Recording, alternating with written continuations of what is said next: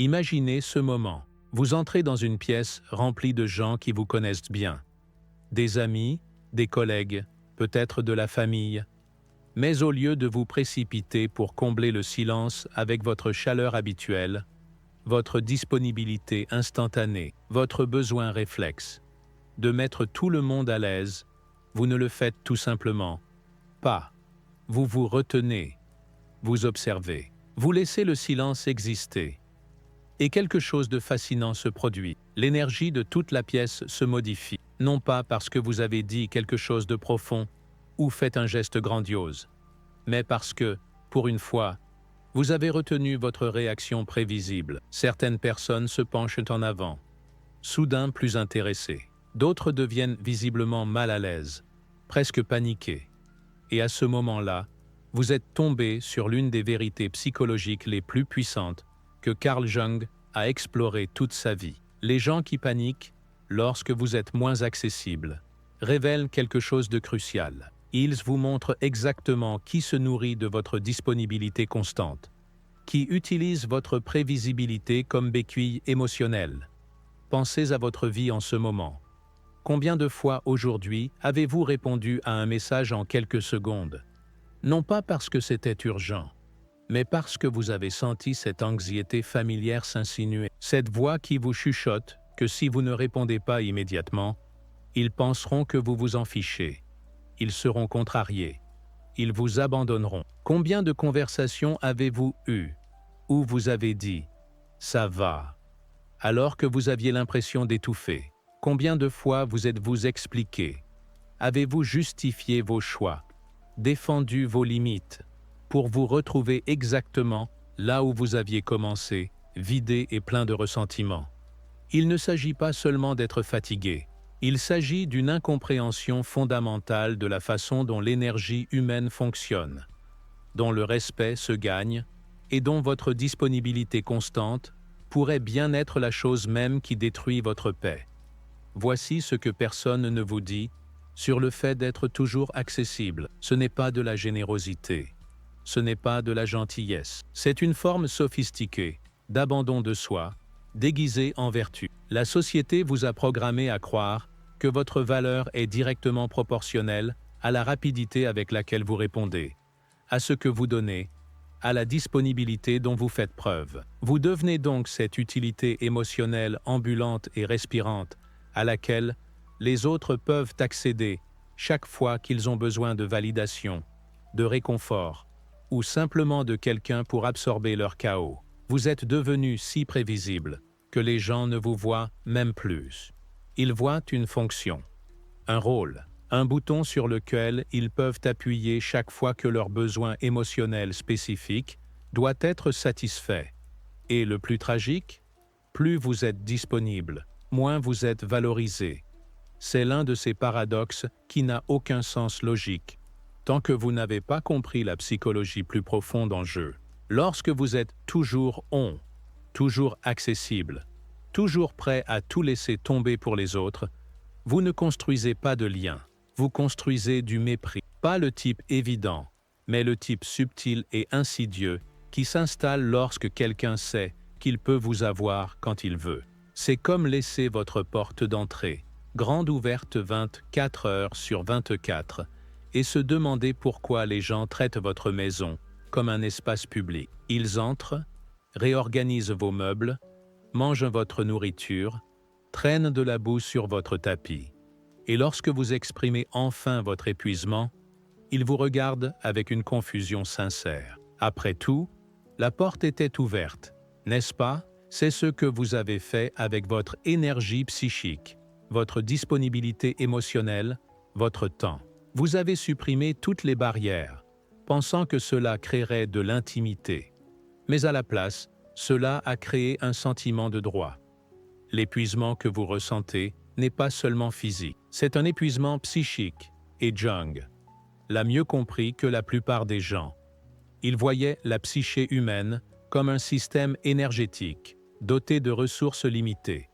Chaque fois que vous réagissez impulsivement, chaque argument défensif dans lequel vous vous engagez, chaque tentative de réparer l'état émotionnel de quelqu'un d'autre, vous effectuez un retrait d'un compte qui n'est pas infini. La plupart des gens passent leur vie à dépenser cette énergie comme quelqu'un qui n'a jamais vérifié son solde bancaire, choqués lorsqu'ils sont soudainement à découvert, se demandant pourquoi ils se sentent si vides, malgré le fait d'être si occupés, si connectés, si nécessaires. Considérez ce qui se passe dans votre corps. Lorsque quelqu'un vous envoie un message avec cette subtile touche de manipulation, c'est peut-être l'ami qui ne vous contacte que lorsqu'il est en crise. Ces SMS toujours urgents, toujours dramatiques. Votre système nerveux reconnaît le schéma avant même que votre esprit conscient ne le fasse. Vos épaules se tendent, votre respiration change, et avant même que vous ayez décidé de répondre, vous élaborez déjà la réponse dans votre tête. Vous dépensez déjà de l'énergie pour quelqu'un qui ne l'a même pas encore explicitement demandé.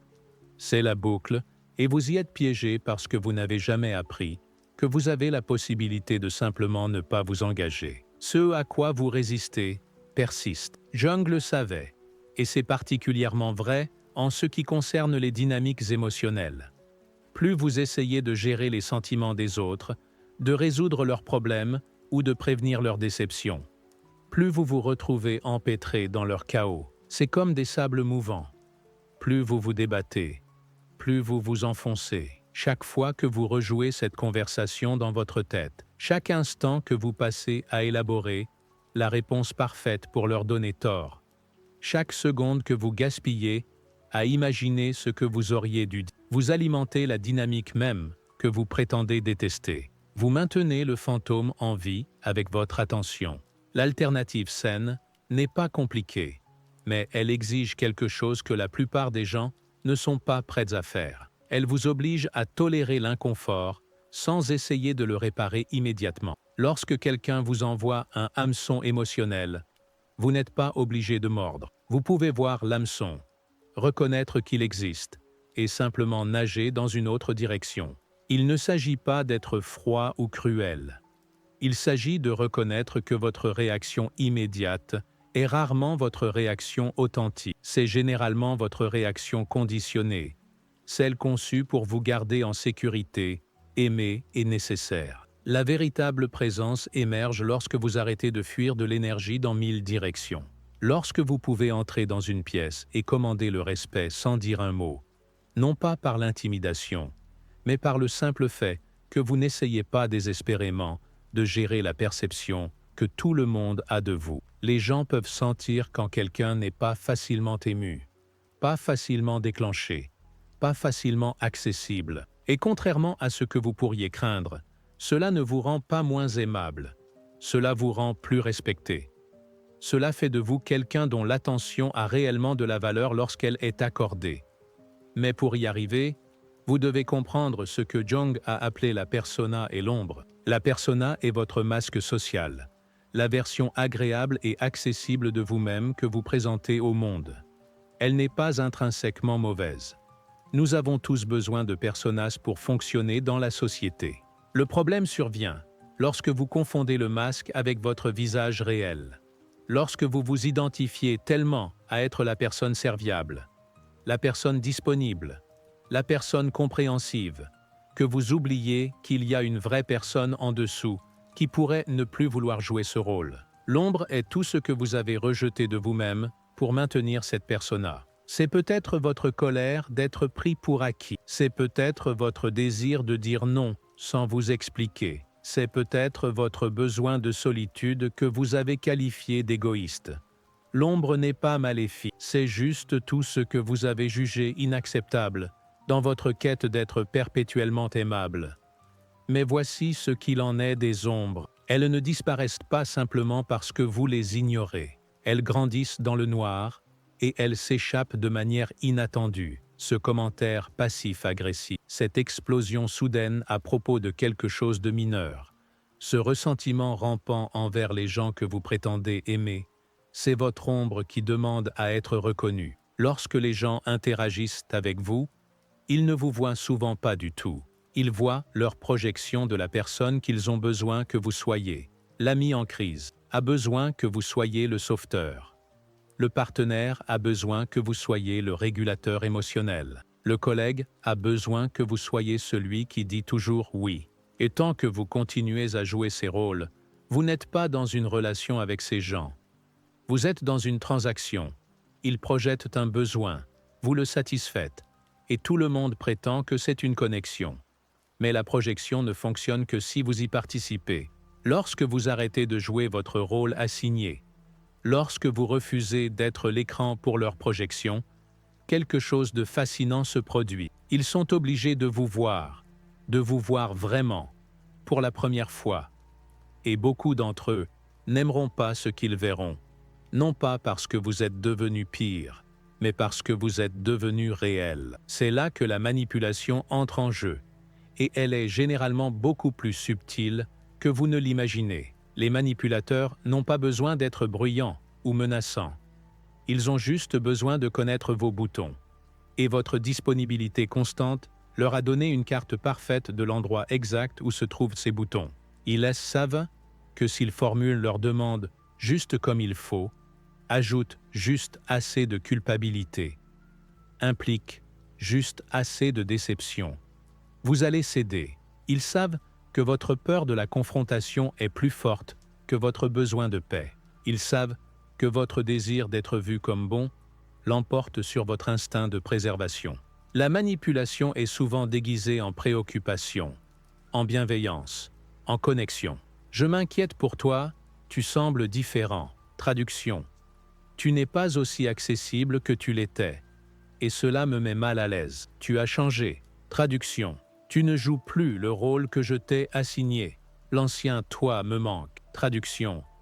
La version de toi qui n'avait pas de limite. Ce ne sont pas des expressions d'amour. Ce sont des tentatives de vous ramener dans une dynamique qui les sert à vos dépens. Briser ce cycle ne nécessite pas de confrontation. Cela nécessite quelque chose de beaucoup plus simple et de beaucoup plus difficile. Cela vous oblige à arrêter d'alimenter la boucle. Lorsque quelqu'un vous envoie un hameçon émotionnel, vous n'êtes pas obligé de répondre immédiatement. Vous pouvez attendre, vous pouvez laisser leur urgence exister sans en faire la vôtre. Lorsque quelqu'un essaye de vous culpabiliser pour votre disponibilité, vous pouvez dire non sans élaborer une justification. Lorsque quelqu'un intensifie la situation pour obtenir une réaction, vous pouvez simplement refuser d'escalader avec lui. Ce n'est pas du déni ou le traitement par le silence. Ce sont en fait des formes d'engagement, des tentatives de contrôle par le retrait. C'est différent. C'est choisir où diriger votre énergie en fonction de vos valeurs et non de vos déclencheurs. La première fois que vous ferez cela, cela vous semblera faux. Votre corps se révoltera. Chaque cellule hurlera que vous êtes cruel, que vous allez perdre tout le monde, que vous devenez exactement ce que vous avez toujours craint, froid, égoïste, seul. C'est votre conditionnement qui se défend. Ce sont des années de programmation qui résistent à la mise à jour. Mais si vous pouvez rester avec cet inconfort sans essayer de le réparer immédiatement, quelque chose change. Vous réalisez que la catastrophe que vous imaginiez ne se produit pas. Le monde ne s'effondre pas parce que vous avez mis 3 heures à répondre à un SMS. Les gens ne meurent pas parce que vous avez dit non à une demande. Et les gens qui ont des réactions extrêmes à vos limites, ils vous disent tout ce que vous avez besoin de savoir sur la nature de votre relation. Le silence, le vrai silence, est l'un des outils les plus puissants que vous ayez. Mais la plupart des gens le comprennent complètement de travers. Ils pensent que le silence est une absence, un retrait, une punition. Mais le silence stratégique est une pure présence. C'est être si centré en soi que vous n'avez pas besoin de combler chaque vide avec des mots, des explications ou des justifications. Dans une culture qui confond le bruit avec la force et la vitesse, avec l'intelligence, le silence devient révolutionnaire. C'est comme avoir des écouteurs anti-bruit pour votre psyché, filtrant l'irrelevant pour que vous puissiez entendre ce qui compte vraiment. Lorsque vous arrêtez de répondre à chaque provocation, d'expliquer chaque décision, de justifier chaque limite, des schémas deviennent visibles qui étaient cachés dans le bruit. Vous commencez à voir qui ne vous contacte que lorsqu'ils ont besoin de quelque chose. Vous remarquez qui se met en colère lorsque vous n'êtes pas immédiatement disponible. Vous reconnaissez qui essaie d'intensifier les situations pour reprendre le contrôle. Ces schémas étaient toujours là, mais vous ne pouviez pas les voir parce que vous étiez trop occupé à réagir pour les remarquer. Le silence vous donne l'espace d'observer, plutôt que de participer. Mais le silence sans intention n'est qu'une autre forme de réactivité. Le vrai silence stratégique est une retenue doublée de conscience. Vous n'évitez pas le conflit parce que vous avez peur. Vous choisissez quel conflit mérite votre énergie. Vous n'ignorez pas les gens pour les punir. Vous donnez la priorité à votre paix plutôt qu'à leurs attentes. Ce genre de silence vous rend imprévisible, de la meilleure façon qui soit. Les gens ne peuvent pas manipuler ce qu'ils ne peuvent pas prédire. Et ils ne peuvent pas prédire quelqu'un qui répond en se basant sur sa propre boussole interne plutôt que sur la pression externe. Les accusations viendront. On vous traitera de froid, de distant, de changé. Certaines personnes diront que vous vous croyez supérieur aux autres. D'autres créeront des histoires élaborées sur la raison pour laquelle vous êtes soudainement différent. Généralement des histoires qui les présentent comme des victimes et vous comme le méchant. C'est la projection dans sa forme la plus pure. Ils ne sont pas contrariés par votre silence. Ils sont contrariés parce que votre silence les force à affronter en eux-mêmes. Lorsque vous cessez d'être leur régulateur émotionnel, ils doivent apprendre à se réguler. Lorsque vous cessez d'être leur gestionnaire de crise, ils doivent réellement résoudre leurs problèmes. Lorsque vous cessez d'être leur machine à validation, ils doivent trouver leur valeur en eux-mêmes. C'est le pont entre la conscience et l'action. Comprendre ces dynamiques intellectuellement ne suffit pas. Vous avez besoin de changements pratiques et quotidiens qui renforcent vos nouvelles limites. Commencez petit. Prenez 1 heure avant de répondre aux messages non urgents, non pas pour être mesquin, mais pour vérifier d'abord avec vous-même. Voulez-vous vraiment répondre ou répondez-vous par obligation? Lorsque quelqu'un essaie de vous entraîner dans son drame, vous pouvez dire « Ça a l'air difficile. J'espère que vous trouverez une solution. » Point final. Pas d'offre d'aide, pas de demande de détails, pas d'être entraîné dans leur tornade émotionnelle. Créez des fenêtres de réponse. Peut-être que vous consultez vos messages 3 fois par jour au lieu de constamment. Peut-être que vous avez des heures sans téléphone ou vous êtes simplement injoignable. Non pas parce que vous faites quelque chose de plus important, mais parce que votre paix est importante. Lorsque quelqu'un vous demande pourquoi vous n'avez pas répondu immédiatement, vous ne lui devez pas d'explication. « J'étais occupé » est une phrase complète. « Cela ne me convient pas » est une réponse valable. « Non » ne nécessite pas de justification. La culpabilité sera intense au début. Vous aurez l'impression de trahir tout ce qui vous a été enseigné sur le fait d'être une bonne personne.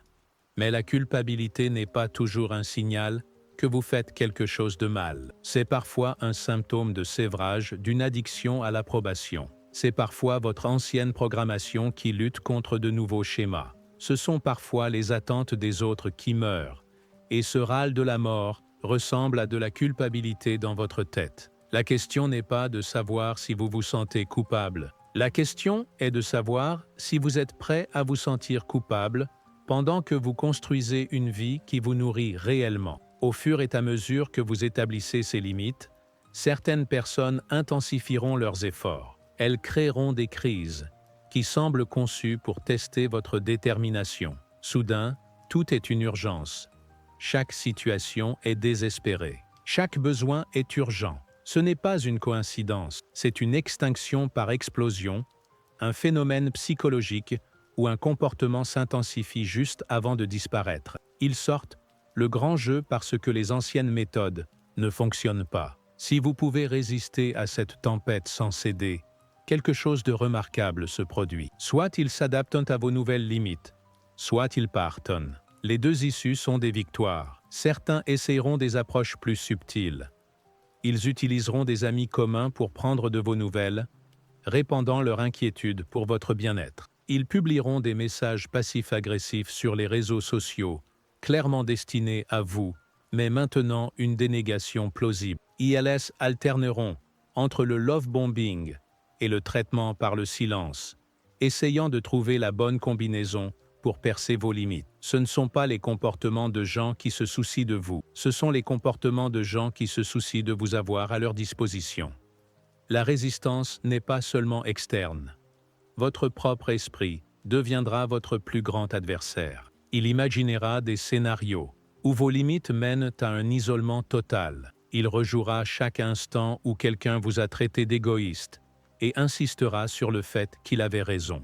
Il vous rappellera chaque fois que vous avez eu besoin de quelqu'un et qu'il était là, oubliant commodément toutes les fois où vous avez eu besoin de quelqu'un et qu'il n'était pas là, ou toutes les fois où il n'était là que parce qu'il avait besoin de quelque chose en retour. Cette résistance interne est souvent plus forte que toute pression externe, car elle vient des parties les plus profondes de votre conditionnement. Mais si vous pouvez tenir le cap, quelque chose change. Le bruit commence à s'estomper, le bourdonnement constant des besoins, des attentes et des projections des autres s'apaise. Et dans ce calme, quelque chose d'autre émerge. Pour la première fois depuis peut-être des années, vous pouvez entendre votre propre voix. Pas la voix qui s'excuse, explique, justifie toujours. Votre vraie voix, celle qui sait ce que vous voulez, ce dont vous avez besoin, ce qui a de la valeur pour vous. C'est le début de ce que Jung a appelé l'individuation, le processus de devenir qui vous êtes réellement, plutôt que qui vous avez été programmé pour être. La solitude sacrée est différente de l'isolement. L'isolement est réactif, souvent né de la blessure ou de la peur. C'est se cacher du monde parce que le monde vous a blessé. La solitude sacrée est intentionnelle. C'est choisir de s'éloigner du bruit, non pas parce que vous ne pouvez pas le gérer, mais parce que vous reconnaissez qu'un apport externe constant noie votre sagesse interne. C'est créer de l'espace pour que vos propres pensées, sentiments et désirs fassent surface sans être immédiatement influencés par les opinions ou les besoins des autres. Dans cette solitude, l'anxiété monte initialement en flèche. Sans la distraction constante des problèmes des autres, vous êtes confronté aux vôtres. Sans l'identité d'être nécessaire, vous êtes obligé de découvrir qui vous êtes au-delà de votre utilité pour les autres. C'est inconfortable. C'est censé l'être. Vous êtes en train de vous désintoxiquer d'une vie de validation externe. Et le sevrage n'est jamais agréable. Mais si vous résistez à l'envie de combler immédiatement cet espace avec de nouvelles distractions, de nouvelles obligations, de nouvelles personnes à sauver, quelque chose de beau se produit. Vous commencez à reconnaître la différence entre la solitude, loneliness, et le fait d'être seul, aloneness. La solitude est le sentiment que quelque chose manque. Le fait d'être seul est la reconnaissance que vous êtes complet. Vous n'avez pas besoin de la crise d'une autre personne pour vous sentir important. Vous n'avez pas besoin de la validation de quelqu'un d'autre pour savoir que vous avez de la valeur. Vous n'avez pas besoin d'être constamment disponible pour justifier votre existence. Il ne s'agit pas de devenir un ermite ou de couper les ponts avec tout le monde. Il s'agit de changer votre relation avec la solitude, de quelque chose que vous craignez à quelque chose que vous chérissez. Dans cet espace, vous découvrez aussi ce que vous aimez réellement, ce que vous voulez réellement, ce qui compte réellement pour vous, pas ce qu'on vous a dit qui devrait importer, pas ce qui met les autres à l'aise, mais ce qui s'aligne vraiment avec vos valeurs. Peut-être réalisez-vous que vous n'aimez pas vraiment les grandes réunions sociales. Vous y alliez juste parce que dire non semblait égoïste. Peut-être découvrez-vous que vous avez besoin de plus de temps créatif, que vous ne vous en êtes jamais accordé. Peut-être trouvez-vous que votre anxiété diminue de manière significative lorsque vous ne gérez pas constamment les émotions des autres. C'est là que la renaissance commence. Mais elle ne ressemble pas à ce que vous pourriez attendre. Ce n'est pas une transformation dramatique où vous devenez soudain une personne différente. C'est plutôt comme si vous deveniez enfin celui que vous avez toujours été, mais que vous ne pouviez pas atteindre à travers tout le bruit. Vous ne devenez pas froid ou cruel. Vous devenez clair. Vous ne devenez pas égoïste. Vous devenez maître de vous-même. Vous ne devenez pas moins bienveillant. Vous devenez plus perspicace quant à l'endroit où votre bienveillance est investie. Votre présence change. Lorsque vous vous engagez avec les autres, c'est par choix, pas par compulsion. Lorsque vous offrez de l'aide, c'est parce que vous avez réellement les ressources à donner, non pas parce que vous essayez de gagner votre valeur. Lorsque vous entrez dans une pièce, vous ne cherchez pas qui a besoin de quoi de votre part. Vous êtes simplement présent, disponible pour vous-même d'abord, puis pour les autres à partir de ce lieu centré. Ce genre de présence est magnétique. Les gens sont attirés par ceux qui n'essaient pas désespérément de les attirer. Les relations qui survivent à cette transformation se révèlent être les vraies. Ce sont les personnes qui respectent vos limites, même lorsqu'elles ne les comprennent pas. Ce sont celles qui s'intéressent à vos pensées et sentiments réels, pas seulement à ce que vous pouvez faire pour elles. Ce sont celles qui peuvent gérer votre non, sans en faire une affaire personnelle. Ces relations s'approfondissent souvent de manière inattendue, car elles sont maintenant basées sur une connexion authentique, plutôt que sur des dynamiques codépendantes. Mais le changement, le plus profond est peut-être dans votre relation avec vous-même. La critique interne constante se tait. La voix qui insistait toujours sur le fait que vous ne faisiez pas assez, que vous ne donniez pas assez, que vous n'étiez pas assez, commence à s'estomper.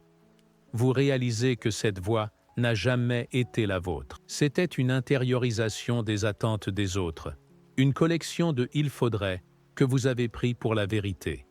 Au fur et à mesure que cette voix se tait, votre vraie voix émerge. Et elle est probablement plus douce que vous ne l'attendiez.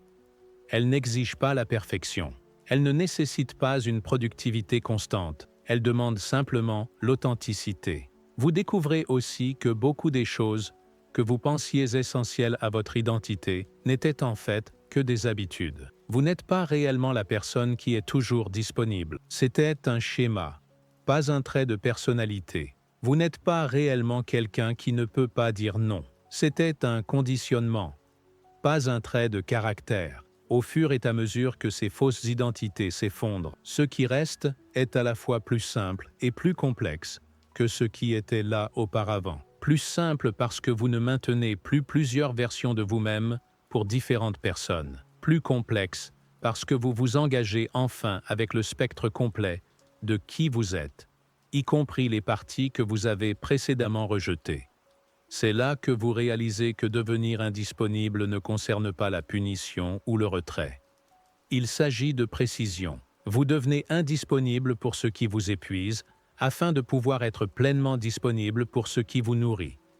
Vous devenez indisponible pour la manipulation, afin de pouvoir être disponible pour une connexion authentique. Vous devenez indisponible pour les urgences des autres, afin de pouvoir être disponible pour votre propre croissance. Il ne s'agit pas d'avoir moins de connexion, il s'agit d'avoir une connexion plus profonde et plus authentique avec moins de personnes. Le monde mettra votre détermination à l'épreuve.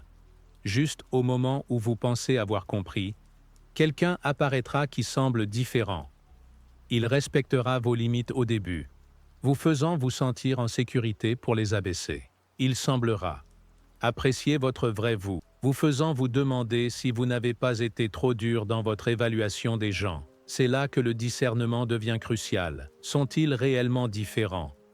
Ou ont-ils simplement appris une approche plus sophistiquée?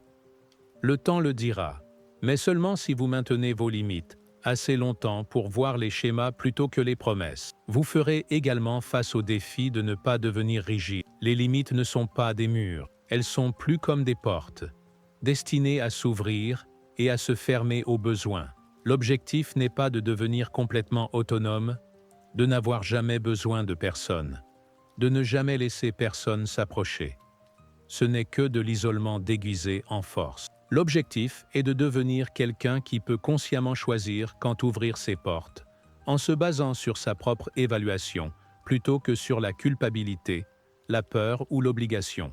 Il y a un type de personne en particulier qui aura le plus de mal avec votre transformation. Ce sont les personnes qui ont construit toute leur identité autour du fait d'être nécessaires pour vous. C'est peut-être l'ami qui adore être votre conseiller en cas de crise, qui se sent important lorsque vous vous effondrez et qu'il peut intervenir pour vous sauver. C'est peut-être le membre de la famille qui se voit comme la personne responsable, celle qui maintient tout le monde ensemble, et votre indépendance menacent leur rôle. Ces personnes se battront le plus durement contre vos limites, parce que votre croissance menace leur identité. Mais voici ce qui est crucial à comprendre. Leur inconfort face à votre croissance n'est pas votre responsabilité à gérer. Vous pouvez avoir de la compassion pour leur lutte, sans en faire votre problème à résoudre. Vous pouvez reconnaître que vos limites déclenchent leurs insécurités, sans supprimer ces limites pour les mettre à l'aise. C'est peut-être la leçon la plus difficile. Vous ne pouvez pas guérir, grandir ou vous transformer tout en gérant constamment les réactions des autres à votre guérison, votre croissance et votre transformation. À mesure que vous continuez cette pratique, quelque chose d'inattendu se produit. Vous devenez plus sincèrement généreux. Lorsque vous ne donnez pas par obligation ou par peur, lorsque vous n'êtes pas épuisé par une disponibilité constante, vous avez plus à donner à ce qui compte vraiment. Votre oui signifie quelque chose parce qu'il est choisi. Votre présence est précieuse parce qu'elle n'est pas garantie. Votre énergie a un impact parce qu'elle est ciblée plutôt que dispersée. Vous développez également ce qui ne peut être décrit que comme une souveraineté énergétique. Vous pouvez être dans une pièce pleine de chaos sans l'absorber. Vous pouvez être témoin de la tempête émotionnelle de quelqu'un d'autre sans vous sentir obligé d'être leur parapluie. Vous pouvez être là pour la douleur de quelqu'un sans en faire votre douleur. Ce n'est pas de l'indifférence, c'est la reconnaissance que vous pouvez vous soucier de quelqu'un sans le porter. Vous pouvez soutenir sans vous sacrifier. Vous pouvez aimer sans vous perdre. Le paradoxe ultime est qu'en devenant moins disponible, vous devenez plus précieux, pas d'une manière manipulatrice pour vous faire désirer, mais d'une reconnaissance sincère de votre valeur. Lorsque vous traitez votre temps, votre énergie et votre présence comme des ressources précieuses, les autres commencent à les voir de la même manière. Lorsque vous arrêtez de vous donner gratuitement, les gens arrêtent de vous traiter comme sans valeur. Lorsque vous devenez sélectif quant à l'endroit où vous vous investissez, vous devenez quelqu'un dans qui il vaut la peine d'investir. Il ne s'agit pas de devenir quelqu'un que vous n'êtes pas. Il s'agit de cesser enfin d'être quelqu'un que vous n'êtes pas. Tous ces rôles que vous avez joués, tous ces masques que vous avez portés, toutes ces attentes que vous avez satisfaites, ce n'était jamais vous. C'étaient des stratégies de survie qui ont survécu à leur but. C'était des solutions à des problèmes qui n'existent plus. C'était une armure dont vous aviez besoin autrefois, mais qui vous pèse maintenant. Le voyage de réacteur à créateur n'est pas une destination que vous atteignez, mais une pratique que vous maintenez. Chaque jour apporte de nouvelles occasions de choisir la réponse plutôt que la réaction. La limite plutôt que la violation. La paix plutôt que le chaos. Certains jours, vous échouerez. Vous retomberez dans d'anciens schémas. Direz oui quand vous voulez dire non. Expliquerez quand le silence vous servirait mieux. Cela ne signifie pas que vous avez échoué. Cela signifie que vous êtes humain et que la croissance n'est pas linéaire. Ce qui compte, c'est que vous continuiez à vous choisir, même lorsque c'est inconfortable, même lorsque les autres ne comprennent pas, même lorsque l'ancienne manière semble plus facile, parce que l'ancienne manière n'est pas vraiment plus facile, elle est juste familière. Et familier n'est pas la même chose que bon. Familier peut être une prison qui ressemble à la maison simplement parce que vous y êtes depuis si longtemps. L'invitation est simple mais pas facile.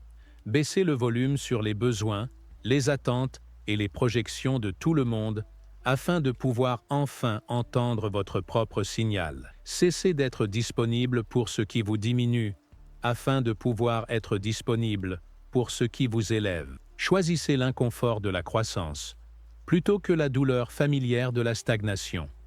Déclarez, sans excuse ni explication, que votre paix n'est pas négociable, votre énergie n'est pas illimitée et votre présence n'est pas due. Il ne s'agit pas de devenir parfait dans l'établissement de limites ou de ne plus jamais avoir de mal avec la culpabilité.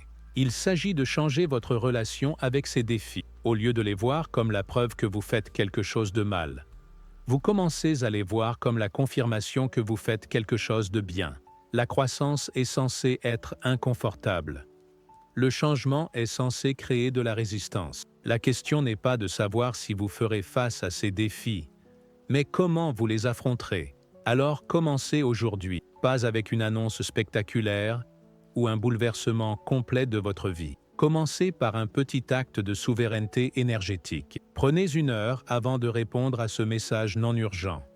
Dites non à une demande sans expliquer pourquoi. Asseyez-vous, en silence pendant 5 minutes, sans prendre votre téléphone. Cela peut sembler être des actes insignifiants, mais ils ne le sont pas. Ce sont des déclarations d'indépendance, ce sont de petites révolutions. Ce sont le début de se souvenir de qui vous étiez avant que le monde ne vous dise qui vous deviez être. Les personnes les plus respectées ne sont pas celles qui sont constamment disponibles, qui expliquent constamment, qui prouvent constamment leur valeur. Ce sont celles qui connaissent leur valeur sans avoir besoin de la prouver. Ce sont celles dont la présence est ressentie précisément parce qu'elle n'est pas garantie. Ce sont celles qui comprennent que la vraie connexion ne nécessite pas un contact constant, que le véritable amour n'exige pas une disponibilité constante, et que le vrai respect se gagne non pas en donnant tout, mais en sachant ce qui vaut la peine d'être donné. Votre énergie est la monnaie la plus précieuse que vous ayez, plus précieuse que l'argent, qui peut être regagnée, plus précieuse que le temps, qui s'écoule au même rythme pour tout le monde. Votre énergie détermine ce que vous pouvez créer, comment vous vous présentez, ce qui devient possible dans votre vie. Lorsque vous la dispersez dans 1000 directions, essayant d'être tout pour tout le monde, vous ne devenez rien pour vous-même. Lorsque vous la concentrez, la protégez, l'investissez sagement, vous devenez inarrêtable. Le choix vous appartient. Et c'est un choix que vous ferez, non pas une seule fois, mais des milliers de fois. Dans chaque interaction, chaque réponse, chaque moment de silence, vous choisissez. Choisissez-vous par peur ou par puissance? Répondez-vous par conditionnement ou par conscience? Donnez-vous par abondance ou par épuisement? Ces choix, accumulés au fil du temps, créent la texture de votre vie. Ils déterminent si vous vivez votre vie ou si vous la jouez.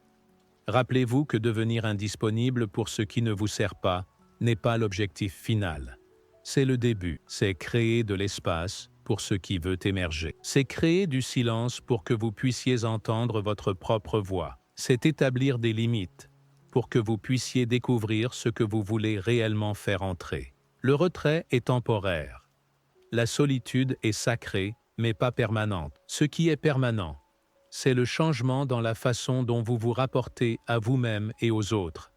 La reconnaissance que vous avez. Le choix, là où vous ne ressentiez autrefois que de l'obligation. C'est votre invitation à entrer dans ce choix, à reconnaître que votre disponibilité prévisible pourrait être la cage que vous avez construite autour de vous, à comprendre que le silence stratégique pourrait être la clé de cette cage, à accepter que l'inconfort du changement est le prix de la liberté.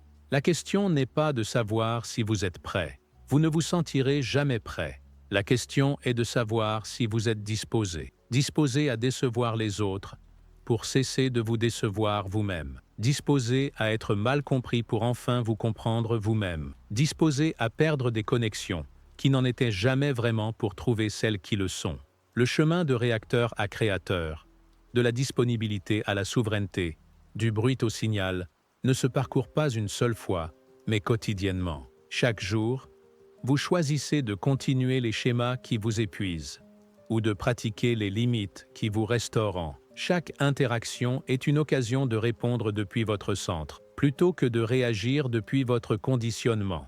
Chaque silence est une chance d'entendre ce qui a été noyé par le bruit. Votre présence a de l'importance, pas votre présence constante, mais votre présence consciente. Pas votre disponibilité, réflexe, mais votre engagement choisi. Pas vos réactions prévisibles, mais vos réponses réfléchies. Lorsque vous comprenez cela, lorsque vous incarnez cela, lorsque vous vivez à partir de cette vérité, tout change. Non pas parce que le monde change, mais parce que vous cessez de laisser le monde vous changer. Vous devenez l'auteur de votre propre expérience, plutôt qu'un personnage dans l'histoire des autres. Et ce changement, ce fait de reprendre la plume, c'est là que votre vraie vie commence.